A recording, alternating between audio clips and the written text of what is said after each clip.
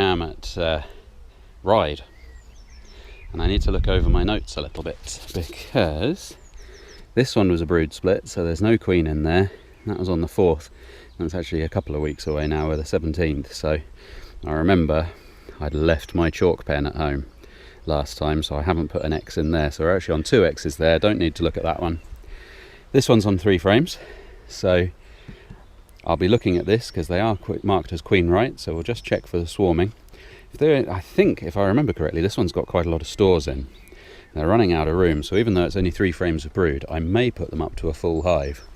Here's another one with a brood split in, so I will just check what their honey situation is, but I won't go down into the brood box.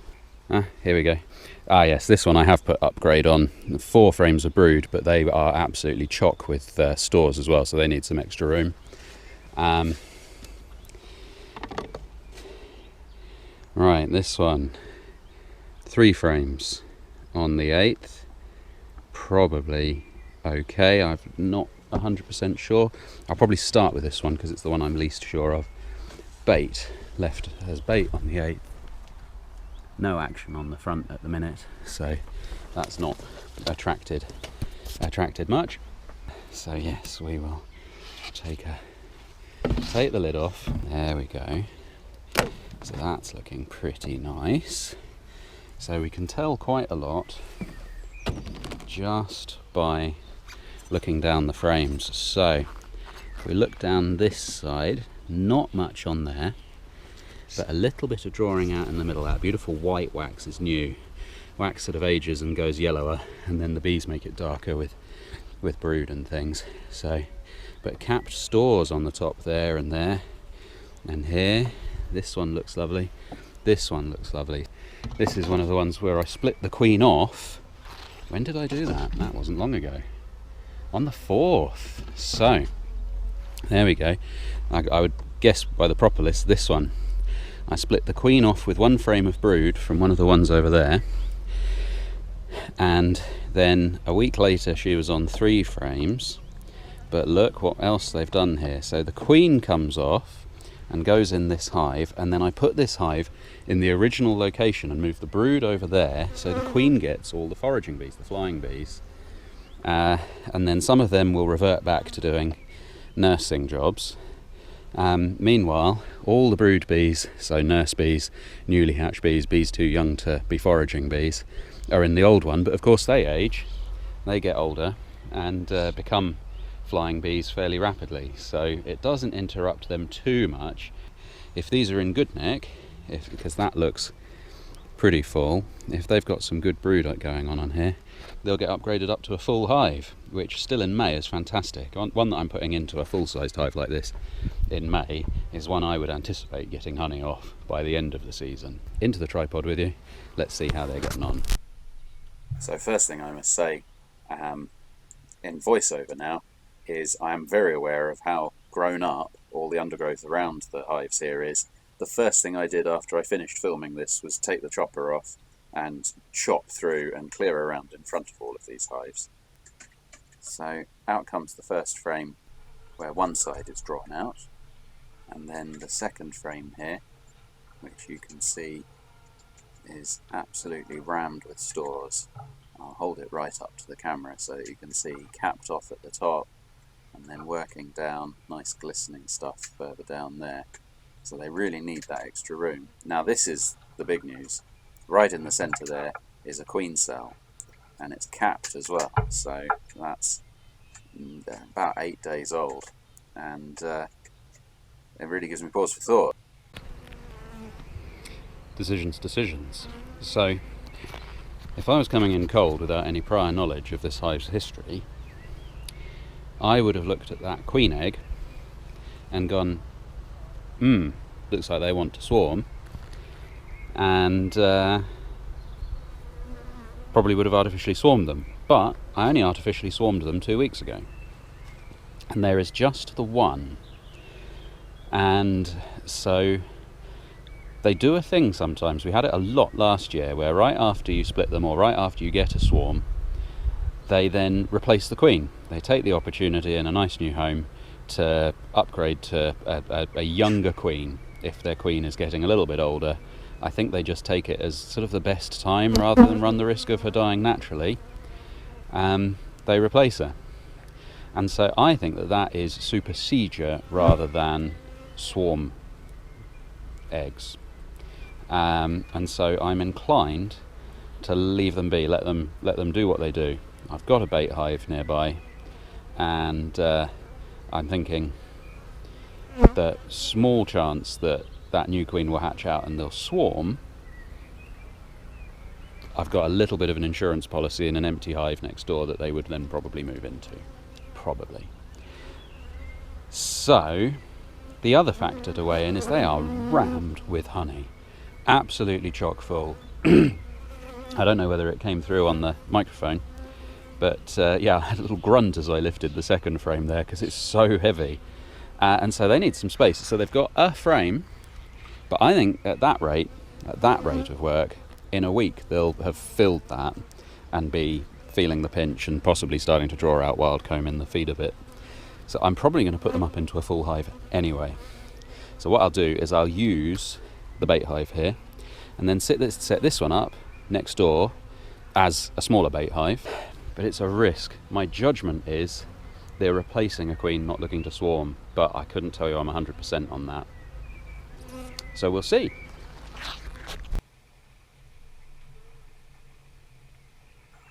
So this is a nice simple process of just transferring the frames across. Now, as I've inspected already, it's pretty quick, and yeah, we just get the bees across, and once that's done we take the old hive away and move the new hive into that location so that the flying bees can come back to it, and they should then really enjoy that extra room.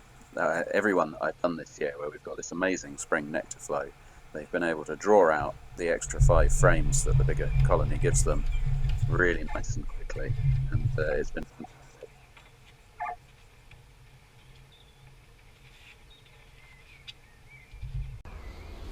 Okay, so next two, I wrote to myself a week ago, 10 days ago now, upgrade. So it's 4 frames, but they were pretty rammed. So I'm going to do that before I even get the lid off properly. So you can look through the crown board here. I've taken the plastic off. It's a good number of bees in. They'll thank me for a bigger hive. So I'm going to go and get that. I'm going to put it in place straight away and then upgrade them from that. So back in a moment. So with this one, I just do it the other way. I move the hive off and set up the new hive in situ and then transfer the bees across. It doesn't really matter which way around you do it, it's just whatever's best depending on the situation. Now this first frame, you can see that foundation is really ropey. They've been nibbling that away. I think it might have been quite an old frame of foundation anyway. And you see them all festooning at the bottom. Thank you, Diana. Yes, festooning is the proper name for it. And I'd anticipate that they'll quite possibly have repaired all of that. But what you'll see me doing just now is just swapping its position with a frame of clean foundation.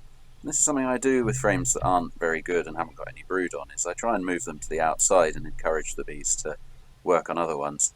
And hopefully I'll be able to take that away. Now I hold this next frame up just because it's a really beautiful example of the progression of the grubs from very young ones at the outside to more well-developed ones and capped sealed ones in the centre there. Here's the reason we inspect our hives quite frequently. That queen cup there is the start of a queen cell. Now there's no egg in it, but if we're not looking to split the hive, which I'm not here, then it's prudent to just destroy those to try and put the bees off from doing that. And so the rest of this hive is a nice straightforward job of transferring across and then closing up, and they're already where they need to be, and so we can just move on from that one. Now as I replace the crown board, if you're a beekeeper you'll notice that these crown boards are flexible, and I actually really like that because you can feel, as I do here, the vibration of bees just wedged under it, and you can just lift it up until they're not stuck anymore. Okay, so that one, much more straightforward.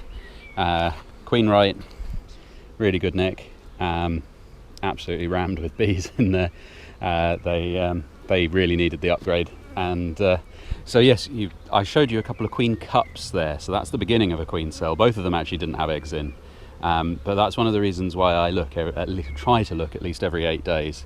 So the weather's pushed this to 10 days since I last inspected, so that's why I'm here first this morning. And yeah, they don't need to superseed. Those queen cups would have been about the fact that they were running out of space there, so I quite quickly destroyed those. There were plenty of eggs present to demonstrate that the queen was in good shape. So yes, nice little upgrade again. Hopefully honey off a hive like this. You know, upgrading them at this stage of the year, there'll be a super on not too long, and end of season honey. So that's 2. My hope is there's a 3rd further on. So my suspicion is the 3rd one will be this one. Now it's only got 3 frames of brood, as it says, but again I think it'll be like one of the other ones down there, where they will be very, very rammed with honey, and they'll just need that space because the honey is then taking up space that they'd want to expand brood into. And all that surplus honey, they'll eat quite a bit of that to make the fat to turn into wax to draw out the foundation that I give them. But I'm pretty confident. I'm going to have a little look under the crown board with you now, just to have a little look. So I've given them a puff of smoke before I hit record. So again, they will likely have propolis this down, so we get this nice cracking noise here. Hard to say. Good number of bees, not behaving as though they're super rammed, but where the bees aren't, I'll get free upper hand. So the brood nest, they'll cluster over where the brood is for the most part. I would anticipate that the brood is here. But if we look at where they're not clustering, you can see capped stores all down through the top there. So I think that these are out of space, and even though they're on not that much brood, they'll thank me for going up a bit bigger. So yeah, it's the same process for the 3rd time, so I'll edit this right down. But you'll see those first 2 frames are a little bit old. They've got some honey on them, so I do want to try and leave that for the bees, but I do the same thing again of swapping a bare foundation frame out, just to try and move those frames to the edge with a view to taking them out when the bees don't need them anymore. But then on to the 4 frames with brood on, which you can't monkey around with. You have to keep them all together. You can't really split up the brood nest without expecting some consequences from. So there we go, 3 upgrades. As you may have seen, this last one, a little bit borderline. They possibly had room to last another week, but I had the equipment here today, so it won't hurt them. If it was cooler, if it was a little bit earlier in the season, there's just the possibility that they wouldn't be able to keep the internal space warm enough, but the nights are much easier now, and there's so much forage that they've got the energy for it as well. They've got plenty of honey, so if we do get a cold night, they'll be able to burn off some calories to keep that space warm. So I hope that that's been fun to watch. It's very pleasing for me. 3 upgrades on one site.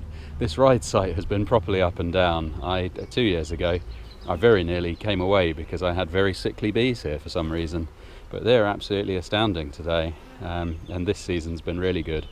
So yes, hopefully some Ryde honey in abundance this year, unlike last year and the year before.